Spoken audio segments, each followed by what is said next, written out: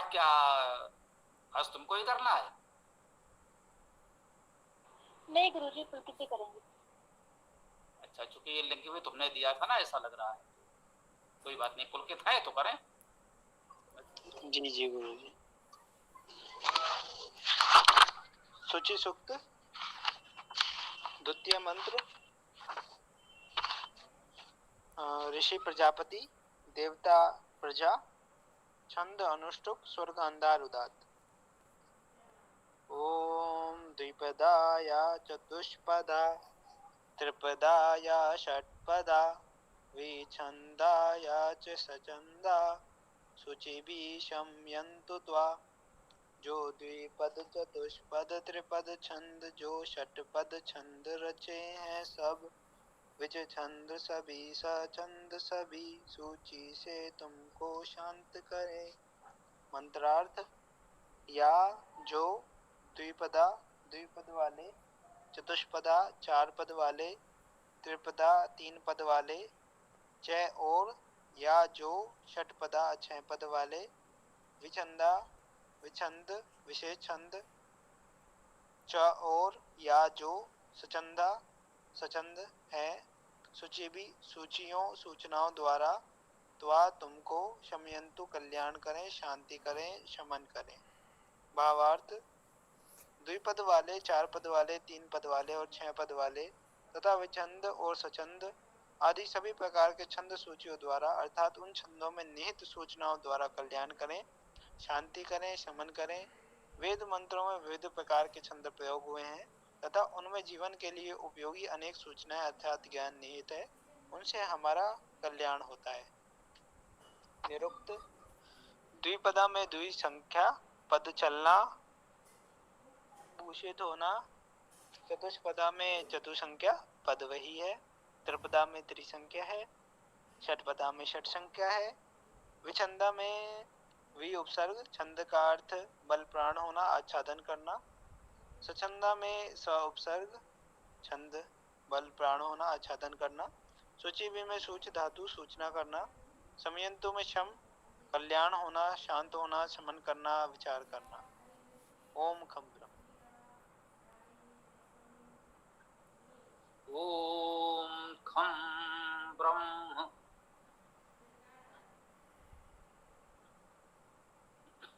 कल हम लोगों ने इस सूक्त के मंत्र की चर्चा में बहुत कुछ भूमिका समझ ली है।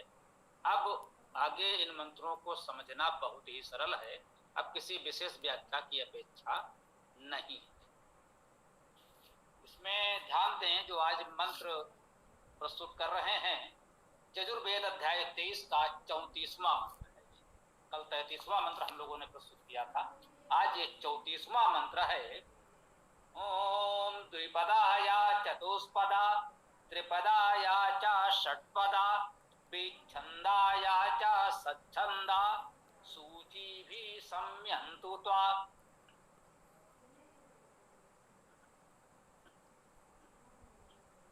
जो द्विपद चतुष्पद त्रिपद छंद, जो द्विपद चतुष्पद त्रिपद छंद, जो षटपद छंद रचे हैं सब, वे छंद सभी सछंद सभी, सूची से तुमको शांत करें।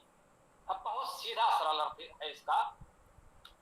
मेरा ध्यान अभी गया, इसमें ऋषि प्रजापति, देवता प्रजा, छंद अनुष्टुप तो है ही, कल भी था, कल के मंत्र में भी था, आज भी है, आगे भी रहेगा। तो ऋषि प्रजापति है, कल भी था, हम लोगों ने चर्चा की कि उसका ऋषि है वो प्रजा का अधिपति है। जो राष्ट्र में, समाज में जो भी प्रजा है, लोग हैं, उन सभी का अधिपति, पालन पोषण करने वाला ऋषि भाव ये है इसमें। इस भावना के साथ हमें इस मंत्र को, इस छंद को समझना चाहिए। विशेष बात आज है, इसकी देवता है प्रजा, प्रजा देवता। इस मंत्र की देवता मुख्य रूप से प्रजा है, कल्था विद्वांसो देवता। समाज के जो विद्वान लोग हैं, कल के मंत्र में हमने उनको देवता अर्थात दिव्यता कहा था। उस मंत्र की विशेषता दिव्यता देवता के रूप में हमने विद्वांसों अर्थात विद्वानगण कहा था। कल हमने विद्वानों को लक्ष्य करके बात की थी। आज इस मंत्र की देवता है प्रजा। इस राज्य की, राष्ट्र की, समाज की संपूर्ण प्रजा इस मंत्र की देवता है। हमारा अभिप्रेत है, हमारा लक्ष्य है, जिसके विषय में हम चर्चा कर रहे हैं वो प्रजा है। प्रजा का अधिपति प्रजापति ऋषि है। हम इस भावना से इस मंत्र को पढ़ेंगे कि संपूर्ण प्रजा हमारे लक्ष्य में है, हमें सबकी बात करनी। कल केवल विद्वानों को विशेष रूप से हमने ध्यान दिया, आवश्यक था। जब समाज के विद्वान मार्गदर्शक प्रतिष्ठित हों तो अन्य लोगों का कल्याण वे कर सकते हैं, उचित मार्गदर्शन दे सकते हैं। अंततः हमें पूरे समाज का हित करना है। तो आज इस मंत्र की देवता प्रजा है। संपूर्ण प्रजा, संपूर्ण जनता। तो सबका कल्याण हमें करना है, तो कैसे करेंगे? कह रहे हैं द्विपदा या चतुष्पदा। कुछ छंद है जो 2 ही पद के होते हैं। इंद्रो विश्वस्य राजति समनो अस्तु द्विपदे सम चतुष्पदे। 2 पदों में ही छंद हो गया। बहुत से छोटे छोटे छंद हैं जो 2 पद में ही हो जाएंगे। गायत्री सामान्यतः त्रिपदा है, 3 पदों में होती है। चतुष्पदा अधिकतर छंद आपको चतुष्पदा 4 पद वाले मिलेंगे, जैसे ये स्वयं है जो हम लोग पढ़ रहे हैं अनुष्टुप। 8 वर्णों के 4 चरण है, तो ये अनुष्टुप बनता है। तो द्विपदा या चतुष्पदा, ये छंद 2 पद वाले हों या 4 पद वाले हों। त्रिपदा या षटपदा 3 पद वाले हों, जैसे गायत्री त्रिपदा है, 3 पद वाली है। तो 3 पद वाला छंद गायत्री आदि हो, वह षटपदा 6 चरण 6 पद वाले छंद हो। पंक्ति हम लोगों ने पढ़ा है जो 5 चरणों का 5 पदों का छंद है। इतने बड़े वेद में और भी बड़े मंत्र आएंगे तो वे 6 पद वाले छंद भी हो सकते हैं। तो कहने का भाव यह है कि जो भी छंद है, छोटे हैं, बड़े हैं, 2 पद वाले हैं, 3 पद वाले हैं, 4 पद वाले हैं, 6 पद वाले हैं, या जैसे भी जिस स्वरूप आकार प्रकार के जो भी छंद हैं वेद में हमको मिल रहे हैं, इन छंदों में निबद्ध जो भी मंत्र हैं, ऋचाएं हैं, उनका जब हम स्वाध्याय करते हैं तो उससे जो हमें जानकारी मिलती है, सूचनाएं मिलती है, विद्या मिलती है। सूची भी सम्यंतुता, सूची भी सम्यंतुता, उन सूचियों द्वारा, उन सूचनाओं द्वारा, उन जानकारियों द्वारा सम्यंतुता तुम्हारा शांति कल्याण करें। ये इस मंत्र का सीधा सीधा भाव है। कल भूमिका स्वरूप इतनी व्याख्या कर ली गई, तो आज इतना ही अर्थ पर्याप्त है। आगे बताएं पुलकित जी, आपका क्या विचार है? इस मंत्र का अर्थ तो पूर्ण होता है। जी, तो गुरु जी किसी का प्रश्न हो तो वो पूछ ले, फिर उसके बाद पाठ कर लेंगे। हाँ, आज समय है, पाठ तो कर ही सकते हैं आराम से। ठीक, चलिए।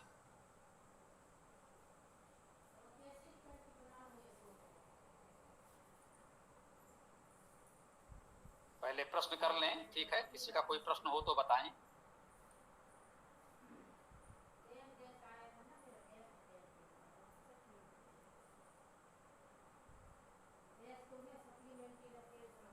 प्रश्न नहीं है तो पाठ ही कर लें।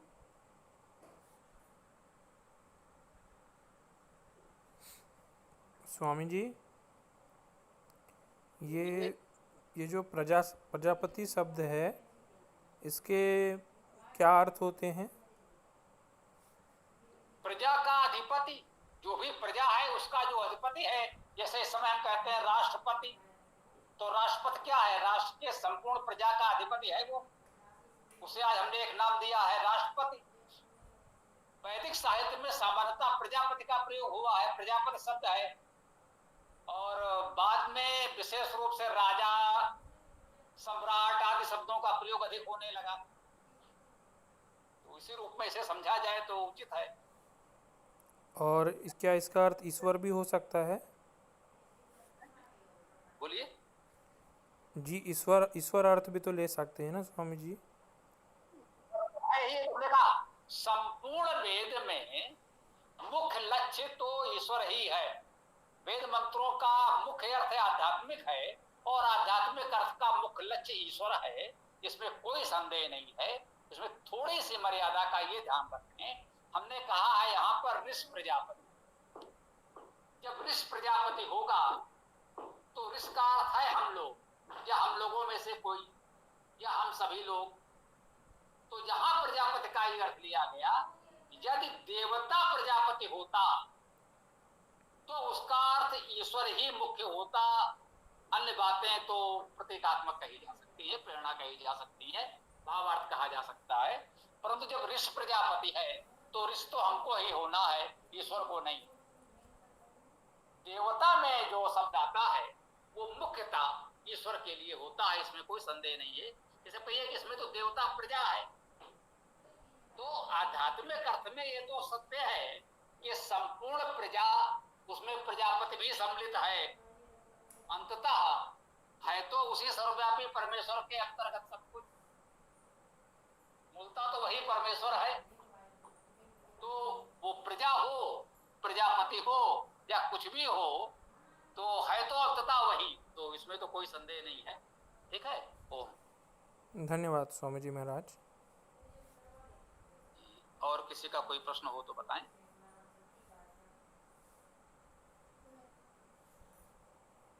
कोमल इज प्रेजेंटिंग दिखा रहा है मगर कुछ दिख नहीं रहा है वहां, हमको कम से कम नहीं दिख रहा है। किसी को दिख रहा हो तो मुझे नहीं पता। अब उसकी आवश्यकता है या नहीं वो भी आप समझे। हाँ, किसी का कोई प्रश्न हो तो बताएं।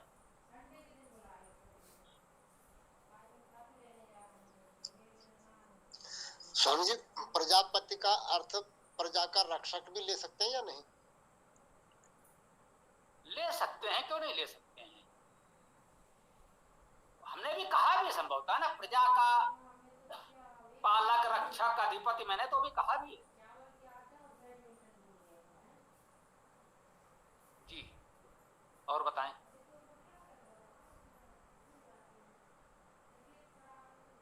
स्वामी जी नमस्ते।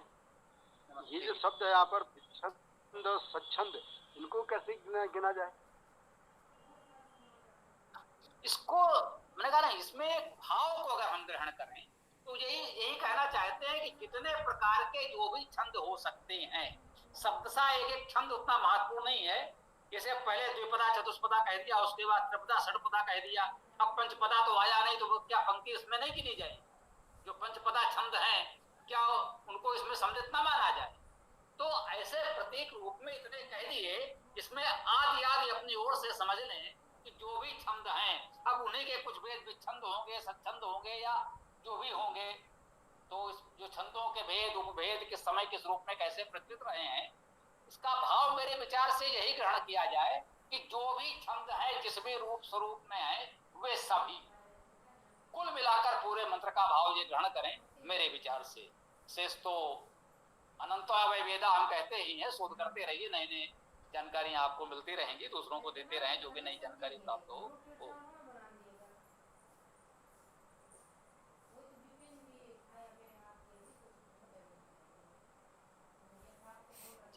बताएं। तो जैसे इसमें शब्द चला ये द्विपद, त्रिपद, चतुर्पद, षटपद, तो उसको अपन ये भी ले सकते हैं जिसमें 2 चरण, 3 चरण, 4 चरण, 6 चरण, अलग अलग चरणों वाले, विशेष चरणों वाले छंद।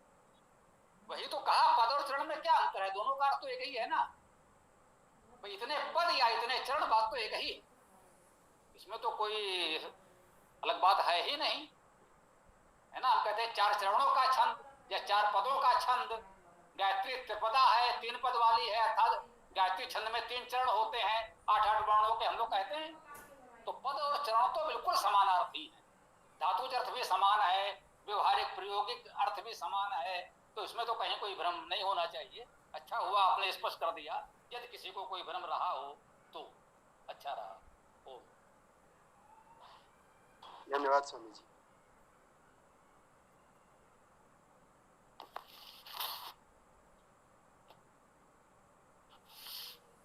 किसी और को कुछ कहना हो तो बताएं,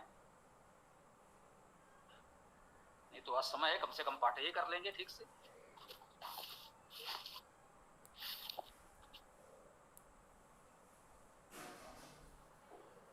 चलिए, किसी का प्रश्न नहीं है तो पुलकित जी पाठ कर लें। जी गुरुजी। ओम गायत्री तिष्ठुप जगति अनुष्टुप पंक्त्या सह वृति उष्णीहा ककुप शुचिभिः शम्यन्तु त्वा। गायत्री तिष्ठुप जगति भी सब छंद अनुष्टुप पंक्ति सहित वृति उष्णिक भी ककुप सभी सूची से तुमको शांत करें। ॐ द्विपदायः चतुष्पदः त्रिपदायः च षट्पदः विच्छन्दायः च तच्छन्दाः सूचिभिः शम्यन्तु त्वा। जो द्विपद चतुष्पद त्रिपद छंद जो षट्पद छंद रचे है सब विच्छंद सभी सच्छंद सभी सूची से तुमको शांत करे।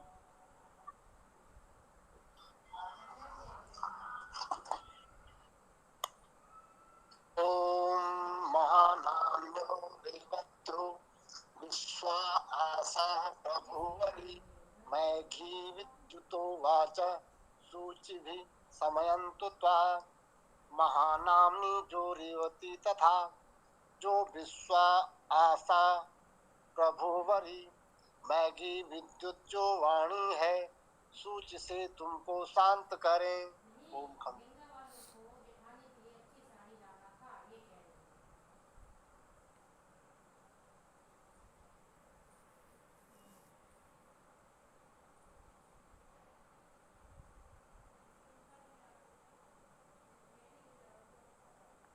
ओम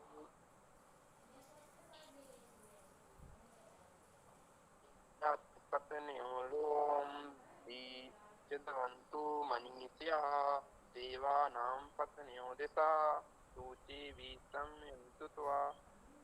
नारियां तुम्हारी पत्नी वे प्रतिभा से चेतन सब प्रगति देवों की पत्नी दिशा सभी सूची से तुमको शांत करें।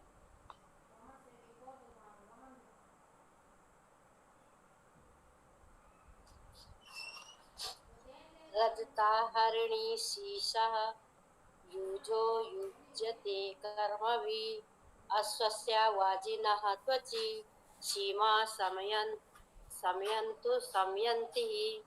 रजता हरिणी शीशा संयुक्त कर्मों से योजित रहें सदा बलवान तीव्र गति त्वचा पूर्ण हो शांत सुशांति प्रदान करें। ओम खम ब्रह्म।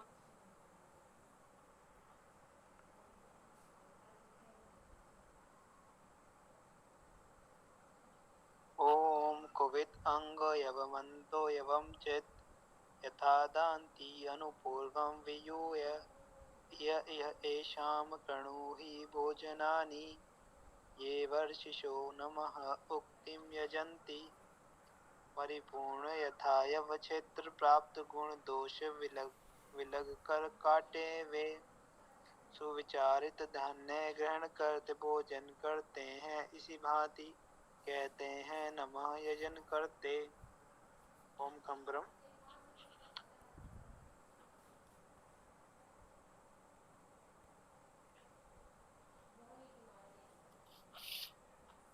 पाठ पूर्ण हुआ।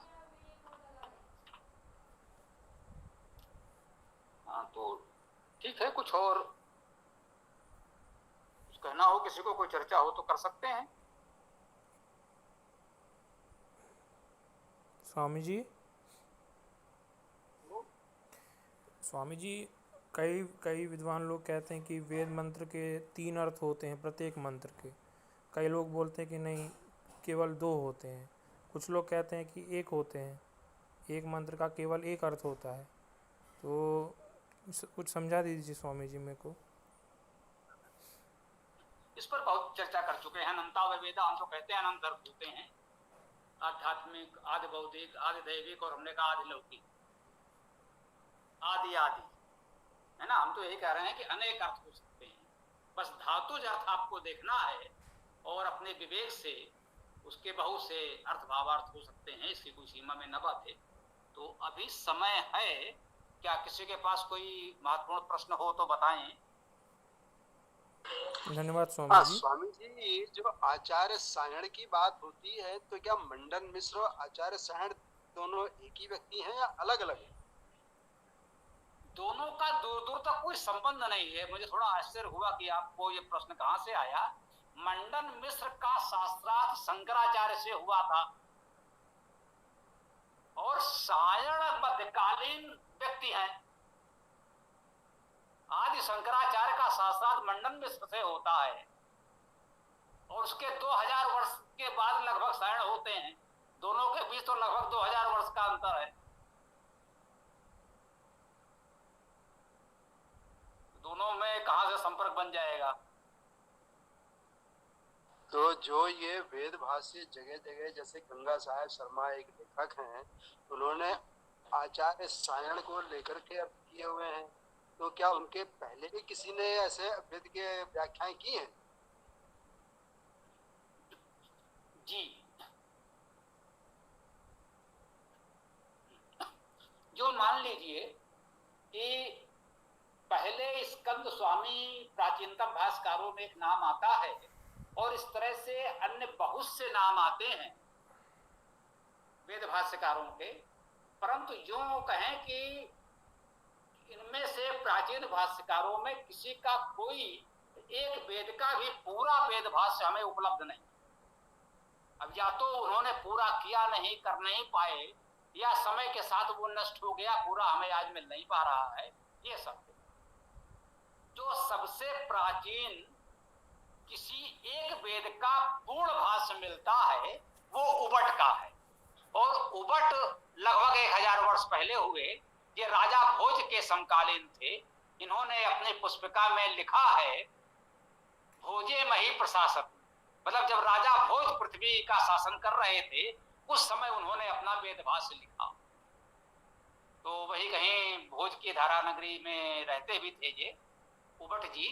तो ये आचार्य उबट राजा भोज के समकालीन है। उन्होंने यजुर्वेद का संपूर्ण भाष्य किया है। वो वेद भाष्य उपलब्ध है, छपता है। और उबट के पश्चात आचार्य सायण हुए। ये विजयनगर साम्राज्य सुना होगा। ये विजयनगर साम्राज्य में राजा बुक्कराय के, कह सकते हैं राज्यसभा में सायण के बड़े भाई माधव थे, मंत्री थे। तो राजा ने अपने मंत्री से कहा, विद्वान थे वो भी, कि भाई हम चाहते हैं वेद भाष्य किया जाए तो लोगों को वेद की जानकारी हो।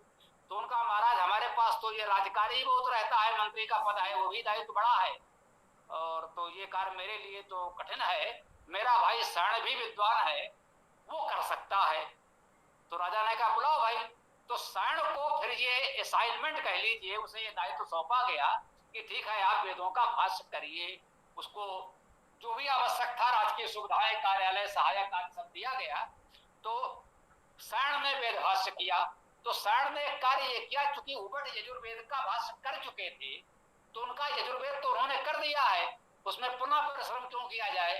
तो सायण ने ऋग्वेद का भाष्य किया, अथर्ववेद का भाष्य किया, और तब तक करते करते जो सहायक होते हैं वो परिपक्व हो ही जाते हैं। बहुत कुछ हमारे तमाम साथी बहुत कुछ सीख गए हैं। तो वो लोग तो खैर बड़े स्तर पर कार्य कर रहे थे। तो यूं कहिए कि यजुर्वेद तो पहले उबट ने कर दिया था, ऋग्वेद और अथर्ववेद सायण ने कर ही दिया। और उसके बाद सायण के नाम से का भाष्य भी प्रकाशित होता है, जिस पर कुछ विद्वानों ने गंभीर अध्ययन करके ये विचार व्यक्त किया है कि वो संभवतः सायण के शिष्यों ने ही कर दिया है, सायण उसको नहीं देख पाए। मतलब उसमें कुछ ऐसा है लक्षण कि बहुत कुछ जिस प्रकार से जो सायण से अपेक्षा थी यदि वो स्वयं करते या उनके किए हुए को एक कह सकते हैं वरिष्ठ संपादक के रूप में देख लेते तो वो बातें उसमें नहीं मिलनी चाहिए थी।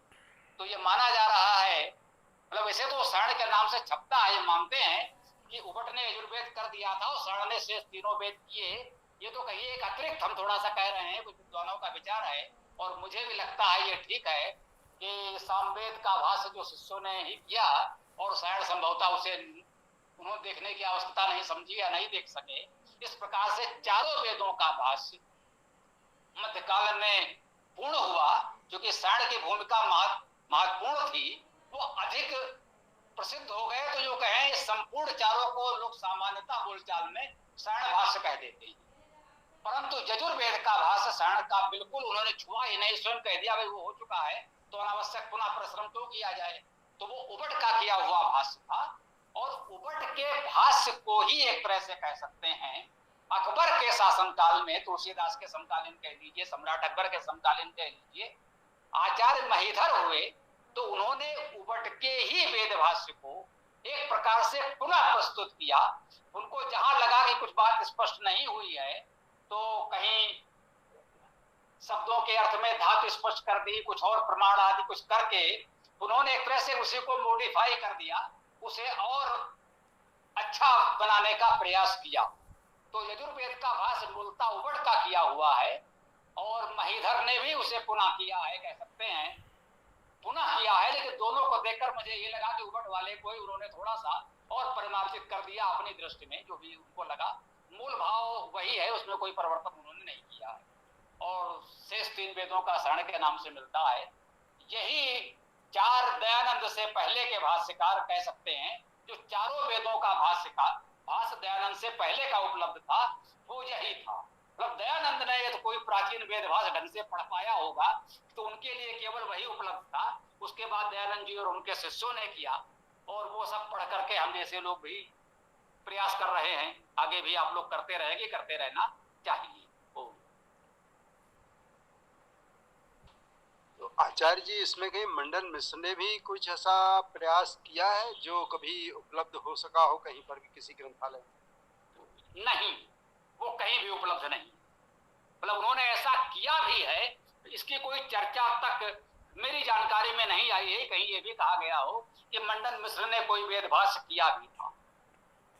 मतलब उपलब्ध होना ना होना तो बात की बात है। कभी होता है कि हाँ उस ग्रंथ में उल्लेख मिला, उन्होंने कहा भाई जो उन्होंने भाष्य किया था उसकी प्रशंसा की हो या आलोचना की हो, निंदा की हो, तो उससे भी संकेत मिल जाता है कि उन्होंने किया तो था। तो ऐसा भी कोई उल्लेख मेरी जानकारी में तो नहीं है, परंतु मैं सब कुछ नहीं जानता हूँ, हो सकता है कहीं हो, मेरी जानकारी में ना हो। जब कोई जानकारी मिले तो आप बता सकते हैं, कोई भी साथी बता सकते हैं। जैसे शंकराचार्य जी से पराजित होने के बाद शंकराचार्य जिन्होंने सनातन को स्वीकार कर लिया बुद्ध मत से हट करके, तब शंकराचार्य ने उनको अनुरोध किया कि भाई चूंकि आप इतने ज्ञानी हैं, आपने सभी अध्ययन किए हुए हैं, तो फिर आप जो है सनातन धर्म की टीकाएं और व्याख्याओं को लिखें। इसलिए मेरा पूछने का आशय था। देखिए मंडन मिश्र का जब साठ हुआ तो वो वयोवृद्ध थे, शंकराचार्य तो युवा थे ही, चूंकि युवा अवस्था में वो चले ही गए, तो वो तो निश्चित रूप से नवयुवक थे। और मंडन मिश्र तब तक परिपक्व आयु में थे और मंडन मिश्र विशुद्ध वैदिक कर्मकांडी ब्राह्मण थे, इसमें कोई संदेह नहीं। वो बौद्ध नहीं थे, ये भ्रम हटा दें, ये भ्रम न पालें कि मंडन मिश्र कोई बौद्ध थे। वे विशुद्ध परंपरावादी रूढ़वादी कर्मकांडी ब्राह्मण थे और शंकराचार्य जी उनके पास शास्त्र की चुनौती लेकर नहीं गए थे। शंकराचार्य जी उनको एक वरिष्ठ विद्वान मानकर उनका आशीर्वाद लेने गए थे। सही बात तो ये है, शंकराचार्य जी ने स्वयं जो ब्रह्म सूत्र पर टीका लिखी थी वो तो नवयुवक थे, स्वाभाविक है उस अवस्था में उतना आत्मविश्वास या वो बात नहीं होती हो, स्वाभाविक है, हम सब उस अवस्था से गुजरे हैं। पहले हमने कुछ रचना लिखी होगी तो हमें लगता था जो हमारे वरिष्ठ साहित्यकार हैं वो उस पर दो शब्द लिख दें, उनका आशीर्वाद मिल जाए। तो शंकराचार्य जी अपनी टीका लेकर के मंडन मिश्र जी के पास गए थे उनका आशीर्वाद लेने के लिए। उन्होंने जो भाष्य लिखा था ब्रह्मसूत्र पर तो उसको लेकर गए। उन्होंने मंडन मिश्र जी से यह अनुरोध किया कि आप इतने बड़े विद्वान हैं, इसको देख लीजिए और इस पर आप अपनी कोई टीका कोई सम्मति लिख देंगे तो हमारे लिए अच्छा होगा, इसका महत्व हो जाएगा। हमने ये प्रयास किया है, अपनी समझ से बहुत अच्छा किया है, तो कृपया आप इसे देख ले। शंकराचार्य जी इस विनम्र भाव से मंडन मिश्र के पास गए थे। उन्होंने उसको देखा, बोले बेटा तुम ये क्या लिख लाए हो, ये तो हमारे विचारधारा से बिल्कुल अलग है, हम तो ये सब मानते ही नहीं, तो मेरा इस पर कुछ लिखना कैसे संभव है। यहां से चर्चा दूसरी दिशा में घूम गई, भाई किस विषय पर आपत्ति है, क्या है। जो शंकराचार्य में ने उसमें अद्वैत वेदांत की स्थापना की थी दृढ़ता से, तो मंडन मिश्र ने कहा भाई ये तो विचार मेरी जानकारी में अब तक आया नहीं, मैं इस विचार को मानता नहीं, मैं तो वेदों को पढ़ता हूं, पढ़ाता हूं और उसके आधार पर कर्मकांड कराता हूं। तो मेरी जो भी रुचि गति अब तक की है वो वेदों से होने वाले कर्मकांड में है। तो मेरी जो भी रुचि है, आस्था है, कर्मकांड में है। ये जो तुम दर्शन ले आए हो ये भाई मेरे बस की तो है नहीं, इससे मैं सहमत नहीं हूं। तो जब इसमें मेरी आस्था ही नहीं है तो मैं इसमें क्या भूमिका लिखूंगा। तो शंकराचार्य जी ने कहा कोई बात नहीं, हम लोग बैठकर चर्चा करते हैं, हो सकता है आस्था हो जाए, अर्थात चर्चा में कहीं आप हमसे सहमत हो जाए या हम आपसे सहमत हो जाएं। अब वो चर्चा चल पड़ी, एक दिन, 2 दिन, सप्ताह चलती चलती चली गई। इतनी लंबी चर्चा के बाद तय हुआ, मंडन मिश्र ने कहा बेटा आज से तू मेरा गुरु, मैं तेरा चेला। बात यहां शुरू हुई थी। इतनी लंबी चर्चा के बाद जब कई दिनों तक चर्चा होती रही, ये सोचिए क्या वातावरण था। एक युवक जाता है, उससे वहीं शास्त्रार्थ होने लगता है, जो भी कहीं आसपास वही।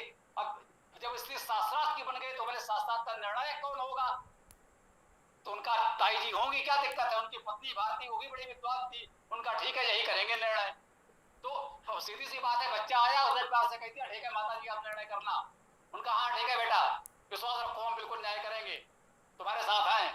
मतलब एक पारिवारिक वातावरण की कल्पना कीजिए, केवल लिखे पढ़े शब्दों पर नहीं। तो ना भारतीय निर्णायक हो गई और शास्त्रार्थ प्रारंभ हो गया। एक दो दिन सप्ताह चलता रहा। अब देखिए मंडन मिश्र के घर में रहते थे, उन्हीं के यहाँ भोजन करते थे, वहीं विश्राम करते थे, खाते थे और सोते थे, बाकी समय में बहस करते थे, शास्त्रार्थ चलता था। लंबे समय तक शास्त्रार्थ चलने के बाद एक दिन मंडन मिश्र ने हाथ जोड़ दिए, बेटा तू गुरु और अब मैं तेरा चेला। यहां से अद्वैत का डंका जो कह लीजिए कहते हैं, वो अद्वैत की दिग्विजय प्रारंभ होती है। तो मुख्य बात यह है कि मंडन मिश्र बौद्ध नहीं थे, वो विशुद्ध परंपरागत रूढ़वादी कर्मकांडी वैदिक ब्राह्मण थे, कर्मकांडी पुरोहित थे। और शंकराचार्य एक नई सोच के साथ निकले थे। अब मंडन मिश्र या शंकराचार्य में से किसकी सोच से हम आप कितना सहमत या असहमत है वो बिल्कुल अलग विषय है। वो ये इसमें ना कहने लगे कि साहब आप शंकराचार्य जी की इस बात से सहमत है या नहीं, मंडन मिश्र जी की इस बात से सहमत है या नहीं। हम दोनों को एक ऐतिहासिक महापुरुष के रूप में देख रहे हैं और पूरे सम्मान से दोनों की चर्चा कर रहे हैं। हम उनके विचारों में कुछ बातों से सहमत या असहमत हो सकते हैं, वो विषय बिल्कुल अलग होगा जब कभी उस पर चर्चा हो। ठीक है, मेरे ख्याल से बात अब पूरी हो गई है। ओम जी सहमत, बहुत बहुत धन्यवाद स्वामी जी। तो अब तो हम लोग समय पूर्ण कर लिए हैं, फिर भी कोई महत्वपूर्ण बात होगी तो चर्चा में आनंद ही आता है, कोई बात नहीं। यदि किसी का कोई महत्वपूर्ण प्रश्न हो तो कह सकते हैं, अन्यथा फिर ओम मंत्र के साथ समापन की ओर बढ़ेंगे। है किसी का कोई प्रश्न तो बोलिए। जी गुरुजी इसमें एक और प्रश्न आया है कि वैदिक काल का उद्भव हुआ, तो उसमें ऑप्शन है सांख्य का, योग का, उपनिषद का या वेद का। तो जहाँ तक देखा जाए योग और वेद का तो उद्भव वैदिक काल में ही हुआ होगा। तो यहाँ पे ऑप्शन देने वालों की गलती है या फिर वेद को ही मानना चाहिए? वेद ही है, इसमें तो कोई संदेह नहीं। आप से बोल दो तो। जी गुरुजी वेद तो है, लेकिन उपनिषद, योग, सांख्य, तो योग भी तो वैदिक काल में ही इसका उद्भव हुआ होगा, क्योंकि योग के माध्यम से ही जो ऋषि थे उन्होंने वेद का ज्ञान लिया था ईश्वर से। बेटा ये भ्रम ना पाना, बाद में सब गड्ढमड्ढ हो गए। जैसे आपने देखा है जो मूर्त पूजक समुदाय है पौराणिक, वो ये मान के चलते हैं ब्रह्मा जी ने पुराण की रचना की थी, उसमें 1 लाख श्लोक थे। वेद से भी पहले उनका प्रण हो जाता। जो अभी ये तंत्र आगम मुगल काल में जन्मे हैं उसको भी वो लोग वेदों से प्राचीन बता देते हैं। तो स्थिति यह है, जो भी जिस मत पंथ विचारधारा में रम गया है उसको लगता है यही अनादि है, या यूं कहें कि प्रचार के लिए अपनी बात को महत्वपूर्ण बताने के लिए वो ऐसा कहने लगता है। अब उसके कुछ प्रमुख लोगों ने जानबूझ करके ऐसा कहा जिससे उसका महत्व बढ़े, बाकी सुनने वालों ने तो जो सुना अपने गुरु जी से मान लिया वो सही होगा, सत्य ही है, उसके बाद विकल्प नहीं है। तो ये मान लें, सर्वमान्य है कि वेद विश्व का प्राचीनतम साहित्य है, तो वेद ही आदि है और कुछ भी नहीं। हाँ, वेद से योग का भी विकास हुआ, वेद से आयुर्वेद का भी विकास हुआ, वेद से संगीत का भी विकास हुआ, वेद से अन्य अनेक विधाओं का विकास हुआ। तो मूल वेद है, वेद से लोगों ने सीखा, उसे विकसित करके उपवेद उपांग आदि जो भी बने, अंग उपांग उपवेद, ये सब वेद के बाद ही तो विकसित हुए। योग उपांग में आता है, वेदांग में नहीं। पहले वेद है, ब्राह्मण आरण्यक उपनिषद वैदिक साहित्य में है, उसके बाद वेदांग है जिसमें व्याकरण छंद आदि आते हैं, उसके बाद उपांग है जिसमें 6 दर्शन आते हैं, उनमें से एक योग दर्शन है पतंजल कृत। और पतंजल कब हुए? महर्षि पतंजल का समय,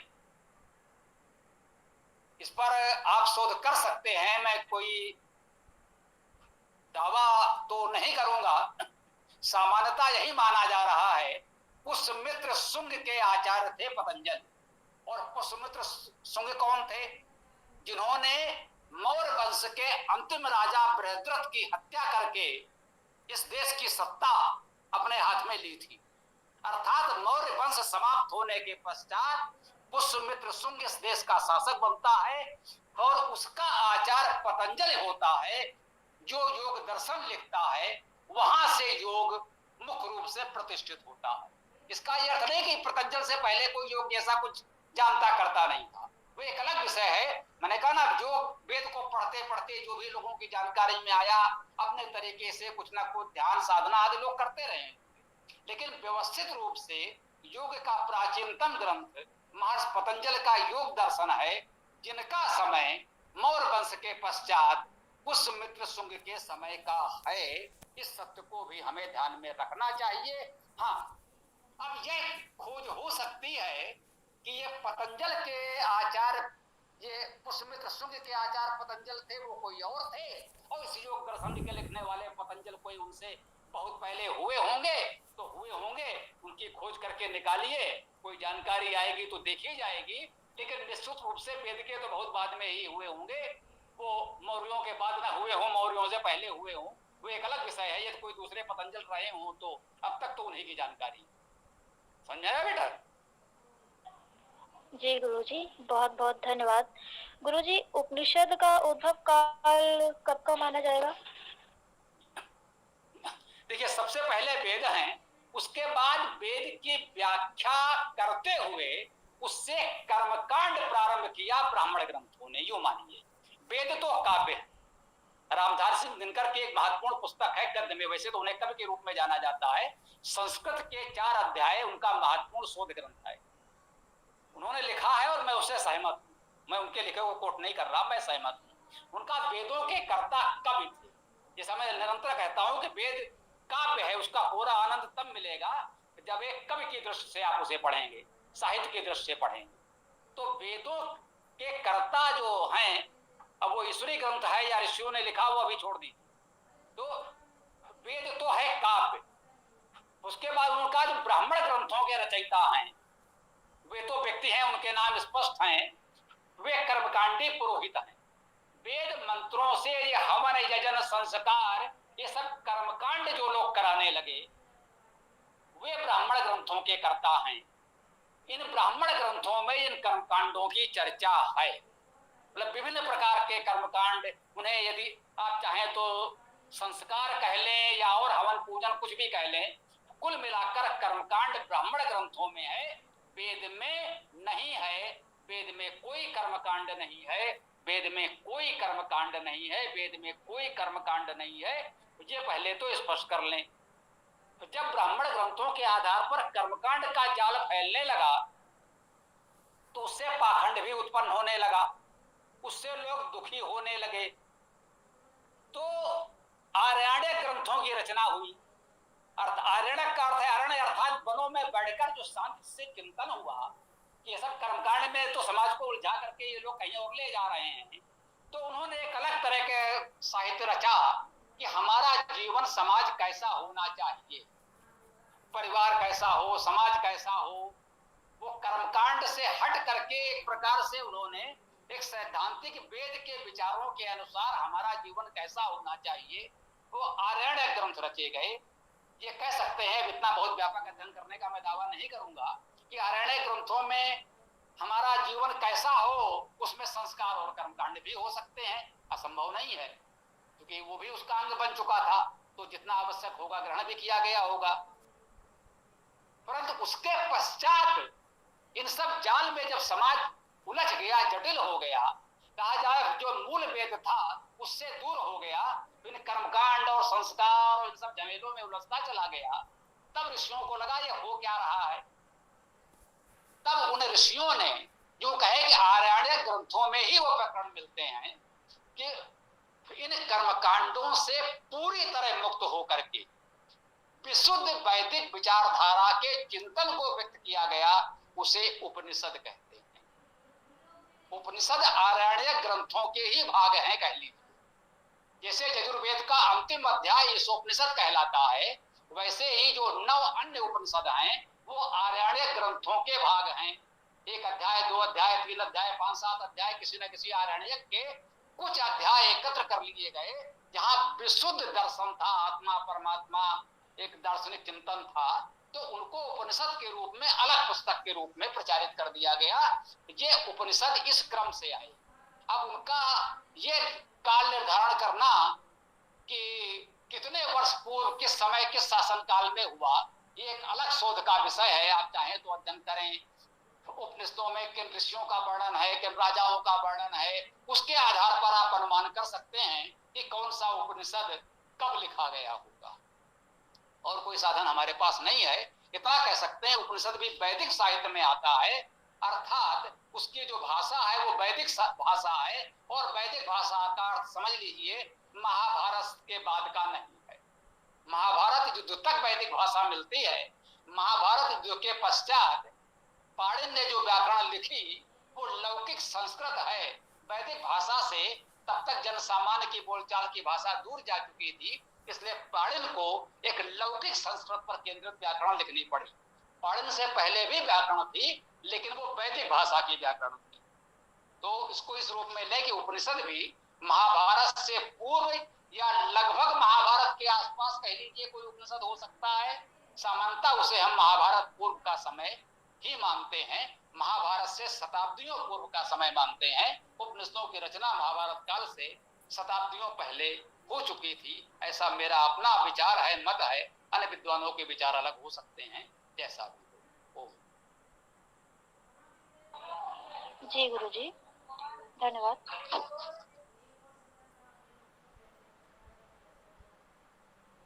तो अब तो इस चर्चा को यहाँ पूर्णता प्रदान किया जाए,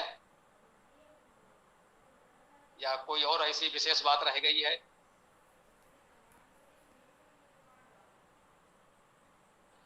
जी गुरुजी, मेरी बात तो पूर्ण हुई। हाँ हाँ, वो मैं सभी की कह रहा हूँ। तो फिर ऐसा करो, अब वो मंत्र के साथ समापन करो, समय भी पर्याप्त हो ही गया है।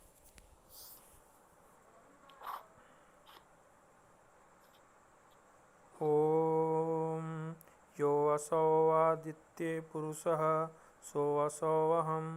ओम खम ब्रह्म, ओम खम ब्रह्म। सभी को सादर नमस्ते। ओम यो असो आदित्ये पुरुषः सो असो अहम्। ओम खम ब्रह्म, ओम खम ब्रह्म। नमस्ते सभी साथियों को।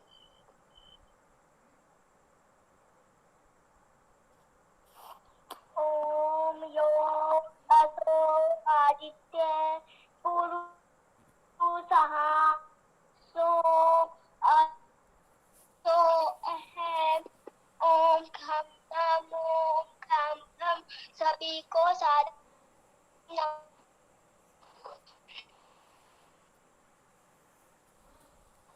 ओम याई पुरुषः ओम असो अहम ओम खम ब्रह्म सभी साथियों को सादर नमस्ते। ओम खम ब्रह्म सभी को नमस्कार। ओम योऽसो आदित्य पुरुषः सोऽसो अहम् ओम खं ब्रह्म सभी को सादर नमस्ते। ओम नमस्ते ओम खं ब्रह्म।